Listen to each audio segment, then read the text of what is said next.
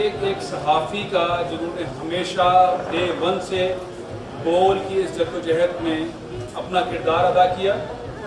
हम इस तहरीक के इख्तिताम तक पहुंच रहे हैं। आप देखेंगे बहुत जल्द इंशाअल्लाह बोल बहाल होगा और बहुत जल्द आप सब लोगों के दरमियान होगा। सहाफ़ियों की ज़िंदगियों में तब्दीली आएगी। बोल के मामला पर आज़ादी सहाफ़त के मामला पर तमाम लोग मुत्तफ़िक़ हैं और बोल के तमाम साथियों के साथ मुकम्मल यकजहती का इज़हार किया और कहा है कि जब तक बोल नहीं बोलेगा पूरी एमपीएम दामे दरमे सक में बोल टीवी चैनल के साथ मौजूद रहेगी। हम सब मिलकर इंशाअल्लाह ताला जो आपने कोशिश शुरू की है, अहवालों में भी इसकी आवाज़ उठाएंगे और अगर बोल ना बोला तो खतरा इस बात का है कि फिर सड़कें बोलेंगी, दीवारें बोलेंगी। हुकूमत को होश के नाखून लेने चाहिए।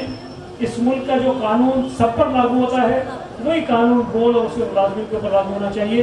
तो हमें भी एतराज़ नहीं होगा, हम खुशी से उनकी सपोर्ट में खड़े हो जाएंगे। लेकिन जिस किस्म की ज़्यादती हो रही है, जिस किस्म का जुल्म हो रहा है, जिस किस्म का जबर हो रहा है, इसकी मजम्मत हमने पहले भी की है, अमली तौर पर भी की है और इंशाअल्लाह ताला मैं आपको यकीन दिलाता हूँ कि हमारा रवैया जो पिछले 11 महीनों में आपके साथ रहा है, आने वाले दिनों में आप उसमें मज़ीद तेज़ी देखेंगे, कमी नहीं आएगी।